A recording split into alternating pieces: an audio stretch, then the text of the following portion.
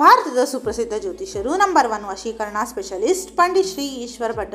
ಉದ್ಯೋಗ, ಆರೋಗ್ಯ, ವಿದೇಶ ಪ್ರಯಾಣ, ಸ್ತ್ರೀ ಪುರುಷ ಪ್ರೇಮ ವಿಚಾರ, ವಿವಾಹ, ದಾಂಪತ್ಯ ಸಮಸ್ಯೆ, ಮನೆಯಲ್ಲಿ ನೆಮ್ಮದಿ ಇಲ್ಲದೇ ಇರುವುದು, ವ್ಯಾಪಾರ ವ್ಯವಹಾರದಲ್ಲಿ ಲಾಭ ನಷ್ಟ, ಕೋರ್ಟ್ ಕಚೇರಿ, ಶತ್ರುದೋಷ ಹಾಗೂ ಯಾವುದೇ ಸಮಸ್ಯೆಗಳಿರಲಿ 24 ಗಂಟೆಯೊಳಗೆ ನಿಮಗೆ ಶಾಶ್ವತವಾಗಿ ಪರಿಹಾರ ಮಾಡಿಕೊಡುತ್ತಾರೆ. ನಿಮ್ಮ ಎಲ್ಲ ಸಮಸ್ಯೆಗಳ ಪರಿಹಾರಕ್ಕಾಗಿ ಹಿಂದೆ ಸಂಪರ್ಕಿಸಿ ಪಂಡಿತ್ ಶ್ರೀ ಈಶ್ವರ್ ಭಟ್.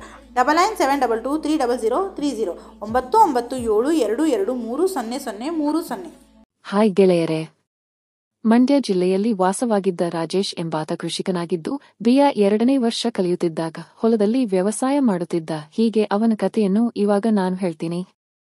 ನಮ್ಮ ಮನೆತನವು ಸಾಕಷ್ಟು ಸಿರಿತನದ ಮನೆತನವಾಗಿದ್ದು ನನ್ನ ತಂದೆ ತಾಯಿಯರಿಗೆ ನಾನೊಬ್ಬನೇ ಮಗ. ಸಾಕಷ್ಟು ಆಸ್ತಿ ಇದ್ದದ್ದರಿಂದ ನಾನು ಯಾವುದೇ ಕೆಲಸ ಮಾಡದೆ ನಮ್ಮೂರಿನಲ್ಲಿ ಅಲೆದಾಡುತ್ತಿದ್ದೆ. ಹಳ್ಳಿಯಲ್ಲಿ ಇದ್ದಾಗ ಖರ್ಚಿಗೆ ಅಂತ ಅವಾಗ ಎಳನೀರನ್ನು ಇಳಿಸಿ ಮಾರಾಟ ಮಾಡುವುದು, ತರಕಾರಿ ಮಾರುವುದು ಹೀಗೆಲ್ಲ ಮಾಡುತ್ತಿದ್ದರು. ಮನೆಯಲ್ಲಿ ಸುಮ್ಮನೆ ಇದ್ದರು, ಏಕೆಂದರೆ ನಾನೊಬ್ಬನೇ ಮಗನಾಗಿದ್ದರಿಂದ ಎಲ್ಲ ಆಸ್ತಿ ನನಗೆ ಸೇರುತ್ತಿತ್ತು. ಎಷ್ಟು ಸಿರಿತನ ಇದ್ದರೇನು, ಎಲ್ಲರಿಗೂ ಇರುವಂತೆ ನನಗೂ ಅನೇಕ ಕನಸುಗಳು, ಆಸೆಗಳು, ಭಾವನೆಗಳು ನನಗೂ ಸಹ ಇದ್ದವು. ಊರಿನಲ್ಲಿ ಯಾರನ್ನು ನೋಡಿದರೂ ಸಹ ಒಂದು ಸಾರಿಯಾದರೂ ಕೆಲಸ ಮಾಡಬೇಕು ಎಂದು ಎನಿಸುತ್ತಿತ್ತು. ನನಗೆ ಇರುವ ದುಡ್ಡಿಗೆ ನಾನು ಏನಾದರೂ ಮಾಡಬಹುದಿತ್ತು. ಆದರೆ ಹೀಗೆ ಮಾಡಿದರೆ ಬರಬಾರದು. ರೋಗ ಬಂದರೆ ಸಮಸ್ಯೆಯಾಗುತ್ತೆ, ಆಮೇಲೆ ಜೀವನ ಪರ್ಯಂತ ಕಷ್ಟ ಎಂಬ ಭಯ ನನಗೆ ಇತ್ತು. ಆದ್ದರಿಂದ ನಾನು ಆಗಾಗ ಕೈಕೆಲಸ ಮಾಡುತ್ತಾ ಸುಮ್ಮನೆ ಇದ್ದು ಬಿಡುತ್ತಿದ್ದೆ. ಇನ್ನು ಆ ಪುಸ್ತಕಗಳನ್ನು ಓದುವುದು, ಕೆಲವೊಮ್ಮೆ ಸಿನಿಮಾಗಳನ್ನು ನೋಡುವ ಹವ್ಯಾಸವಾಗಿ ಬಿಟ್ಟಿತ್ತು. ಈ ಕತೆಗಳನ್ನು ಓದುವುದು, ಸಿನಿಮಾಗಳ ಬಗ್ಗೆ ನನಗೆ ಹೇಳಿಕೊಟ್ಟವನು ನನ್ನ ಸ್ನೇಹಿತ ರಘು. ಅವನು ಕೂಡ ನನ್ನ ಜೊತೆಯಲ್ಲೇ ಓದುತ್ತಿದ್ದು ಪಕ್ಕದೂರಿನವ. ಅವನಿಗೆ ಈ ಬಗ್ಗೆ ಸಾಕಷ್ಟು ಗೊತ್ತಿದೆ. ಇನ್ನು ಹೆಚ್ಚಾಗಿ ಹಳ್ಳಿಯ ಹೊಲದ ಕತೆಗಳನ್ನು ಓದುತ್ತಿದ್ದ ನಾನು ಹೇಗಾದರೂ ಮಾಡಿ ನಾನು ಕೂಡ ಆ ಕೆಲಸ ಮಾಡಬೇಕು ಎಂದು ಕಾಯುತ್ತಿದ್ದೆ. ಅವನು ನಮ್ಮ ಹೊಲದಲ್ಲಿ ಕೆಲಸ ಮಾಡುವ ಕೂಲಿಯವರನ್ನು ಕಂಡರೆ ಸಾಕು, ಅವರನ್ನು ಒಪ್ಪಿಸಿ ಹೇಗಾದರೂ ಮಾಡಿ ಹೊಲದಲ್ಲೇ ಆ ಕೆಲಸ ಮಾಡಿಬಿಡುತ್ತಿದ್ದ. ಆದರೆ ಯಾರು ಏನು ಎಂದು ಒಬ್ಬರ ಹೆಸರನ್ನು ಹೇಳುತ್ತಿದ್ದಿಲ್ಲ. ಆದರೆ ಅವರೊಂದಿಗೆ ಹೊಲದಲ್ಲಿ, ಹಳ್ಳದಲ್ಲಿ, ಕೆನಾಲ್ನಲ್ಲಿ, ಕಬ್ಬಿನ ಗದ್ದೆಯಲ್ಲಿ ಕೆಲಸ ಮಾಡಿದ ಬಗ್ಗೆ ಎಲ್ಲವನ್ನೂ ಹೇಳುತ್ತಿದ್ದ. ಅದನ್ನೆಲ್ಲ ಕೇಳಿ ನಿನ್ನ ನಸೀಬು ಚೆನ್ನಾಗಿದೆ ಅಂತಂದು ನಾನು ಮನದಲ್ಲೇ ಎಂದುಕೊಳ್ಳುತ್ತಿದ್ದೆ. ಇನ್ನು ನನಗೆ ಹಣ ಖರ್ಚಿಗೂ ಸಾಲುತ್ತಿರಲಿಲ್ಲ. ಏನು ಮಾಡೋದು ಅಂತ ನನಗೆ ತಿಳಿಯುತ್ತಿರಲಿಲ್ಲ. ನಮ್ಮದೇ ಬೇರೆ ಅಂಗಡಿಯಿಂದ ಬರುತ್ತಿದ್ದ ಹಣ ನನಗೆ ಸಿಗುತ್ತಿರಲಿಲ್ಲ, ಅದು ಮನೆಗೆ ಹೋಗಿಬಿಡುತ್ತಿತ್ತು. ಹೀಗಾದಾಗ ಎಲ್ಲವೂ ಸಮಸ್ಯೆಯಾಗುತ್ತಿತ್ತು. ಯಾರಿಗಾದರೂ ಸಾಲ ಕೇಳಿದರೆ ಕೊಡುತ್ತಿದ್ದರೂ ಸಹಿತ ನಮ್ಮ ಮನೆಯ ಮರ್ಯಾದೆ ಹೋಗಬಾರದು ಎಂದು ಯಾರ ಬಳಿಯೂ ಕೇಳುವಂತೆಯೂ ಇರಲಿಲ್ಲ. ಈ ಹಣದ ಜೊತೆಗೆ ನಮ್ಮ ಹೊಲ ಊರಿನಿಂದ ದೂರ ಇದ್ದ ಕಾರಣ ಗಾಡಿಯಲ್ಲಿಯೇ ಕೂಲಿಯವರನ್ನು ಕರೆದು ತರುತ್ತಿದ್ದೆವು. ಇದರ ಜೊತೆಗೆ ಕೆಲವೊಮ್ಮೆ ಬೈಕ್ ಮೇಲೆಯೂ ಕರೆತರಬೇಕಿತ್ತು. ಹೀಗೆ ತರಬೇಕಾದರೆ 3 ಜನರನ್ನು ಕೂಡಿಸಿಕೊಂಡು ಹೋಗಬೇಕಾದರೆ ಮೊದಲೇ ಏಕಾಂಗಿಯಾಗಿದ್ದ ನನಗೆ ನನ್ನ ಕಷ್ಟ ನನಗೆ ಗೊತ್ತು. ಯಾರಿಗೂ ಅದರ ಬಗ್ಗೆ ಹೇಳುವಂತೆಯೂ ಇರಲಿಲ್ಲ. ಇನ್ನೂ ಒಂದು ದಿನ ನನ್ನ ಪಕ್ಕದೂರಿಗೆ ನಮ್ಮ ಹೊಲಕ್ಕೆ ಹೋದಾಗ ನಡೆದ ಒಂದು ಘಟನೆಯಿಂದ ಎಲ್ಲವೂ ಅದಲುಬದಲು ಆಗಿತ್ತು. ಇನ್ನು ಸಿಟಿಗೆ ಹೋದಾಗ ಅಲ್ಲಿ ಕಲರ್ ಹಕ್ಕಿಗಳನ್ನು ಕಂಡ ನನಗೆ ಒಂದು ದಿನ ನಾನು ನಮ್ಮ ಪಕ್ಕದೂರಿನ ಹೊಲಕ್ಕೆ ಹೇಳದೆ ಸುಮ್ಮನೆ ಬೈಕ್ ತೆಗೆದುಕೊಂಡು ಹೋಗಿಬಿಟ್ಟಿದ್ದೆ. ಯಾವುದೇ ಫೋನ್ ಮಾಡದೆ, ಮನೆಯಲ್ಲಿ ಹೇಳದೆ, ಯಾರಿಗೂ ತಿಳಿಸದೆ ಹೋಗಿದ್ದೆ. ಹೀಗೆ ಹೋದಾಗ ನಮ್ಮ ಹೊಲದ ಮನೆಯನ್ನು ನೋಡಿಕೊಳ್ಳುತ್ತಿದ್ದ ಆಳು ಅಲ್ಲಿಯೇ ಇರಲಿಲ್ಲ. ನಾನು ಸುತ್ತಲೂ ನೋಡಿದಾಗ ಅಲ್ಲಿಯೂ ಯಾರೂ ಕಾಣಲಿಲ್ಲ. ಕೊನೆಗೆ ಮೊದಲೇ ಕದಿಯುತ್ತಿದ್ದ ನಾನು ಸುಮ್ಮನೆ ಇಲ್ಲಿ ನಿಂತು ಏನು ಮಾಡೋದು ಅಂತ ಅಲ್ಲಿಯೇ ತೆಂಗಿನ ಮರ ಹತ್ತಿದೆ. ಎಳನೀರನ್ನು ಕಿತ್ತು ಇನ್ನೇನು ಕೆಳಗೆ ಇಳಿಯಬೇಕು ಎಂದುಕೊಂಡಾಗಲೇ ನನ್ನ ಕಣ್ಣುಗಳಿಂದ ನಾನೇ ನಂಬಲಾರದ ಒಂದು ಘಟನೆ ನೋಡಿದೆ. ನಮ್ಮ ಹೊಲವನ್ನು ನೋಡಿಕೊಳ್ಳುತ್ತಿದ್ದ ಆಳಿನ ಮನೆಯಾಕೆ ಪಕ್ಕದ ಹೊಲದಲ್ಲಿ ಕಬ್ಬಿನ ಮಾಲೀಕನ ಜೊತೆಗೆ ಏಕಾಂತದಲ್ಲಿ ಆ ಕೆಲಸ ಮಾಡುತ್ತಿದ್ದರು. ದೂರದಿಂದಲೇ ಕಾಣುತ್ತಿದ್ದ ಸ್ವಲ್ಪ ಸೌಂದರ್ಯವನ್ನು ಕಂಡು ನಾನು ಗಾಬರಿಯಾಗಿದ್ದೆ. ಊರಿಗೆ ಬಂದ ದಿನವೇ ಆ ದೃಶ್ಯ ಕಂಡ ನನಗೆ ಏನು ಮಾಡಬೇಕು ಎಂದು ತಿಳಿಯದೆ ಸುಮ್ಮನಾಗಿದ್ದೆ. ಆಮೇಲೆ ನಾನು ಅಲ್ಲಿಯೇ ಮನೆಯ ಹತ್ತಿರ ಕುಳಿತಾಗ ಅವರು ಬಂದು ಯಾವಾಗ ಬಂದಿರಿ ಎಂದು ಕೇಳಿದಾಗ ನಾನು ಇವಾಗ ಬಂದೆ ಎಂದೆ. ಹೇಳಿದಾಗ ಆಮೇಲೆ ಅವರು ನನಗೆ ಚಹಾ ಮಾಡಿಕೊಟ್ಟರು. ಆಮೇಲೆ ಇದೇನು ಈ ಕಡೆಗೆ ಬಂದಿರುವುದು ಎಂದಾಗ ಸುಮ್ಮನೆ ಸಿಟಿಗೆ ಹೊರಟಿದ್ದೆ, ಅದಕ್ಕೆ ಈ ಕಡೆಗೆ ಒಂದು ಸುತ್ತು ಬಂದೆ ಅಂತ ಹೇಳಿದಾಗ ಅವರು ಸರಿ ಎಂದರು. ಇನ್ನು ನಾನು ಅವರನ್ನು ನೋಡುವಾಗ ಅವರು ಹೊಲದಲ್ಲಿ ಮಾಡುತ್ತಿದ್ದ ಕೆಲಸವೇ ನೆನಪಾಗುತ್ತಿತ್ತು. ಆದರೆ ಕೇಳುವಷ್ಟು ಧೈರ್ಯವೂ ನನಗೆ ಇರಲಿಲ್ಲ, ಹಾಗಾಗಿ ಸುಮ್ಮನೆ ಇದ್ದೆ. ಆಗ ನಾನು ನೆಲಕ್ಕೆ ಕೂತಿದ್ದರಿಂದ ನನಗೆ ಅಕಸ್ಮಾತ್ ಆಗಿ ಮತ್ತೊಮ್ಮೆ ಸೌಂದರ್ಯದ ದರ್ಶನವಾಯಿತು.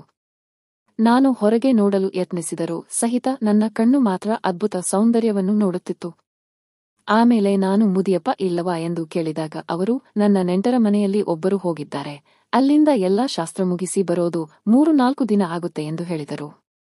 ಆಗ ನನಗೆ ಗೊತ್ತಾಯಿತು ಅವನು ಅಲ್ಲಿಗೆ ಹೋದ ಸಮಯವನ್ನು ಇವರು ಸರಿಯಾಗಿ ಹೊಲದಲ್ಲಿ ಬಳಸಿಕೊಂಡಿದ್ದಾರೆ ಎಂದು. ಸುಮ್ಮನಾದೆ. ಈ ಮೊದಲು ನನಗೆ ಏನು ಯಾವುದೇ ಭಾವನೆ ಇದ್ದಿರಲಿಲ್ಲ. ಆಮೇಲೆ ಇಲ್ಲಿಗೆ ಬಂದ ಮೇಲೆ ನಾನು ಹೇಗಾದರೂ ಮಾಡಿ ಇಲ್ಲಿಯೇ ಹೊಲದಲ್ಲಿ 1 ವಾರ ಇರುವುದಕ್ಕೆ ತೀರ್ಮಾನ ಮಾಡಿದೆ. ಮನೆಯಲ್ಲಿ ಹೇಳಿದಾಗ ಅವರು ಸರಿ ಅಂತ ಹೇಳಿದರು. ಇನ್ನು ಇವರೇ ನನಗೆ ಊಟಕ್ಕೆಲ್ಲ ಸರಿಯಾದ ವ್ಯವಸ್ಥೆ ಮಾಡುತ್ತಿದ್ದರು. ಇಷ್ಟೆಲ್ಲಾ ಘಟನೆಗಳು ನಡೆದ ಮೇಲೆ ಹಾಗೆ ಹೋಗುವುದು ಬೇಡ, ಹಾಗೆ ಹೋದರೆ ನನಗೆ ನಷ್ಟ ಎಂದು ತೀರ್ಮಾನ ಮಾಡಿದೆ. ಇನ್ನು ನಾನು ಹೊಲದಲ್ಲಿ ಇರುವವರೆಗೆ ಇವರು ನನ್ನನ್ನು ಕಾಳಜಿ ಮಾಡುತ್ತಿದ್ದರು. ನಾನು ಹೊಲದಲ್ಲಿ ಇರುವವರೆಗೆ ಇವರನ್ನು ನಾನು ಸೂಕ್ಷ್ಮವಾಗಿ ಗಮನಿಸತೊಡಗಿದೆ. ಹೊಲದಲ್ಲಿ ಕೆಲಸ ಮಾಡುವಾಗ ನೋಡಲು ಸಿಗುತ್ತಿದ್ದ ಸ್ವಲ್ಪ ಸ್ವಲ್ಪ ಸೌಂದರ್ಯವನ್ನು ಕಂಡು ಕಣ್ಣಿಗೆ ಮುದವಾಗುತ್ತಿತ್ತು. ಕೆಲವೊಮ್ಮೆ ಹೊಲದಲ್ಲಿನ ಮನೆಯಲ್ಲಿ ಕೂಡ ಕೈ ಕೆಲಸ ಮಾಡಿ ಸಮಾಧಾನಪಡುತ್ತಿದ್ದೆ. ನಾನು ನೋಡುವುದನ್ನು ಗಮನಿಸಿಯೂ ಅವರು ಸುಮ್ಮನೆ ಹಾಗೆ ಕೆಲಸ ಮಾಡುತ್ತಿದ್ದರು. ಹೀಗೆ 3ನೇ ದಿನ ನಾನು ಸ್ವಲ್ಪ ಸಿಟಿಗೆ ಹೋಗಿ ಬರ್ತೀನಿ ಅಂತ ಅಲ್ಲಿಂದ ಹೊರಟು ವಾಪಸ್ ಸುತ್ತುವರೆದು ಮತ್ತೆ ನಮ್ಮ ಹೊಲಕ್ಕೆ ಕಾಲ್ನಡಿಗೆಯಲ್ಲಿ ವಾಪಸ್ ಬಂದಾಗ ಇವರು ಮನೆಯಲ್ಲಿ ಕಾಣಲಿಲ್ಲ. ನನಗೆ ಅನುಮಾನ ಶುರುವಾಗಿ ಮತ್ತೆ ಮೊನ್ನೆ ನಡೆದ ಸ್ಥಳಕ್ಕೆ ಹೋದರೆ ಅವರು ಪಕ್ಕದ ಹೊಲದ ಮಾಲೀಕನ ಜೊತೆಗೆ ಗದ್ದೆಯಲ್ಲಿ ಆ ಕೆಲಸವನ್ನು ಮಾಡುತ್ತಿದ್ದರು. ಮೊದಲೇ ಹಳ್ಳಿಯವ ಜೋರಾಗಿ ಕೆಲಸ ಮಾಡುತ್ತಿದ್ದ ಅವನನ್ನು ಕಂಡು ನಾನು ಗಾಬರಿಯಾದೆ. ತುಸು ಹೊತ್ತು ಅಲ್ಲಿಯೇ ಇದ್ದು ಎಲ್ಲಾ ಕೆಲಸ ನೋಡಿ ಅಲ್ಲಿಂದ ಮತ್ತೆ ಗಾಡಿ ತಗೊಂಡು ನನ್ನ ಹೊಲದ ಮನೆಗೆ ಬಂದೆ. ಇವರು ತನಗೆ ಏನು ಗೊತ್ತಿಲ್ಲದಂತೆ ಇದ್ದರು. ಆಗ ನಾನು ಹಣದ ತೊಂದರೆ ಏನಿಲ್ಲವಾ ಎಂದು ಕೇಳಿದಾಗ ಇವರು ಹಾಗೇನಿಲ್ಲ, ಕೆಲವೊಮ್ಮೆ ಹಣ ಕಡಿಮೆ ಬಿದ್ದಾಗ ಇಲ್ಲೇ ಪಕ್ಕದ ಹೊಲಕ್ಕೆ ಕಸ್ತೆಗೆ ಓಕೆ ಅಂತ ಹೋಗ್ತೀನಿ ಎಂದರು. ಆಗ ನನಗೆ ಗೊತ್ತಾಯಿತು ಇವರು ಹಣದ ಸಲುವಾಗಿ ಹೀಗೆ ಮಾಡಿದ್ದಾರೆ ಅಂತ ಎನ್ನಿಸ್ತು. ಆಮೇಲೆ ನಾನು ಹಾಗಿದ್ರೆ ಇವಾಗ ನಾವು ಕೊಡ್ತಾ ಇರೋ ಪಗಾರ ಸಾಲುತ್ತಿಲ್ಲವಾ ಎಂದು ಕೇಳಿದೆ. ಅವರು ಹಾಗೇನಿಲ್ಲ, ಸಾಲುತ್ತೆ, ಸುಮ್ಮನೆ ಮನೆಯಲ್ಲಿ ಯಾಕೆ ಖಾಲಿ ಕೂರುವುದು ಅಂತ ಹೋಗ್ತೀನಿ ಅಂತ ಹೇಳಿದರು. ಕೊನೆಗೆ ಅವರ ಜೊತೆಗೆ ಅದು ಇದು ಅಂತ ಬೇರೆಯದು ಎಲ್ಲ ಮಾತಾಡಿದೆ. ಅವರನ್ನು ನೋಡುವಾಗ ಅವರು ಯಾಕೋ ಏನಾಯ್ತು, ಯಾವತ್ತೂ ನೋಡದಿರುವ ಹಾಗೆ ನೋಡ್ತಾ ಇದ್ದೀಯಾ ಎಂದು ಕೇಳಿದರು. ಆಗ ನಾನು ಏನಿಲ್ಲ ಎಂದು ಹೇಳಿದೆ. ಅವರು ನೀನು ಇವಾಗ ಮೊದಲಿನ ಹಾಗೆ ಇಲ್ಲ, ನಿನ್ನ ಕಣ್ಣು ಬೇರೆ ಕಡೆಗೆ ಹೋಗ್ತಾವೆ ಎಂದು ಹೇಳಿದರು. ಆಗ ನಾನು ಇಲ್ಲ ಆತರ ಏನು ಎಂದೆ. ಅವರು ನೋಡೋ, ನೀನು ಚಿಕ್ಕವನಿದ್ದಾಗಿನಿಂದ ನಾನು ನಿನ್ನದು ನೋಡಿದ್ದೇನೆ ಎಂದು ಹೇಳಿಬಿಟ್ಟರು. ಆಗ ನಾನು ಬೇಡ ಹಾಗೆ ಮಾತಾಡಬೇಡಿ, ಇಲ್ಲ ಅಂದರೆ ಸಮಸ್ಯೆ ಆಗುತ್ತೆ ಎಂದೆ. ಅವರು ಏನಾಗುತ್ತೆ ಎಂದು ಕೇಳಿದಾಗ ನಾನು ಒಂದು ಕತೆ ಹೇಳ್ತೀನಿ ಅಂತ ಹೇಳಿ ನಾನು ನೋಡಿದ್ದನ್ನು ಹೇಳಿದೆ. ಅವರಿಗೆ ಸಿಟ್ಟು ಬಂದು ಏನೇನೋ ಹೇಳಿದರೆ ನಾನು ಹೆದರುತ್ತೇನೆ ಅಂತ ತಿಳ್ಕೊಂಡಿದ್ದೀಯ ಹೇಗೆ ಅಂತ ಕೇಳಿದರು. ನಾನು ನೀವು ಹೊಲಕ್ಕೆ ಹೋಗಿ ಆಗಿದ್ದು ಸುಳ್ಳು ಎಂದೆ. ಸರಿ, ಹಾಗಿದ್ದರೆ ಮುದಿಯಪ್ಪ ಬಂದ ಮೇಲೆ ಎಲ್ಲವನ್ನೂ ಹೇಳ್ತೀನಿ ಎಂದಾಗ ಅವರು ಬೇಡ ಬೇಡ, ಯಾರಿಗೂ ಹೇಳಬೇಡ, ಕೈ ಮುಗಿತೀನಿ, ಹಣಕ್ಕಾಗಿ ನಾನು ಮಾಡಿದ್ದೀನಿ ಅಂತ ಹೇಳಿಬಿಟ್ಟರು.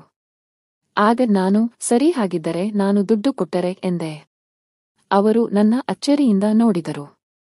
ನಾನು ಹೆದರಬೇಡ, ಯಾರಿಗೂ ಗೊತ್ತಾಗುವುದಿಲ್ಲ, ಮಾಡಿದ ಕೆಲಸಕ್ಕೆ ನಿನಗೆ ಪಗಾರ ಸಿಗುತ್ತೆ ಎಂದೆ. ಅವರು ಖುಷಿಯಿಂದ ಒಪ್ಪಿಕೊಂಡರು. ಆಮೇಲೆ ಅವತ್ತು ಅಲ್ಲಿಯೇ ಆ ಕೆಲಸ ಮಾಡಿದೆ. ಹೀಗೆ ಆ ದಿನ ಗೊತ್ತಿಲ್ಲದಂತೆಯೇ ಎಲ್ಲವೂ ಆಗಿತ್ತು. ಇದಾದ ಮೇಲೆ ಅವಕಾಶ ಸಿಕ್ಕಗೊಮ್ಮೆ ನಾನು ಹೊಲದಲ್ಲೇ ಕೆಲಸ ಮಾಡುತ್ತಿದ್ದೆ. ಕೊನೆಗೆ ನನ್ನ ಕಲ್ಯಾಣವಾದ ಬಳಿಕ ನಾನು ಎಲ್ಲವನ್ನೂ ಬಿಟ್ಟುಬಿಟ್ಟೆ. ಆದರೆ ಯಾವುದೇ ಕೆಲಸವನ್ನು ಹಣದ ಅವಶ್ಯಕತೆಗೆ ಅಂತ ದುರುಪಯೋಗ ಮಾಡಿಕೊಳ್ಳಬಾರದು. ಏಕೆಂದರೆ ಅದರಿಂದ ಸಮಸ್ಯೆಗಳು ಎದುರಾಗುತ್ತೆ. ಇದರಿಂದ ಬೇರೆ ಬೇರೆ ತಪ್ಪುಗಳು ಆಗುತ್ತವೆ. ಅಲ್ಲದೆ ಇದೇ ತರಹದ ಕಾಲ್ಪನಿಕ ಕಥೆಗಳು ಕಾಣಿಸಿಕೊಳ್ಳುವ ಪಾತ್ರಗಳು ಕೂಡ ಕಾಲ್ಪನಿಕವಾದವು. ಈ ಕಥೆಯು ಯಾರನ್ನೂ ಈ ರೀತಿ ಮಾಡಲು ಪ್ರೋತ್ಸಾಹಿಸುವುದಿಲ್ಲ. ಹೀಗಾಗಿ ಯಾರೂ ಕೂಡ ಗೊತ್ತಿದ್ದರೂ ಗೊತ್ತಿಲ್ಲದೆಯೂ ಇಂತಹ ತಪ್ಪುಗಳನ್ನು ಮಾಡಬಾರದು.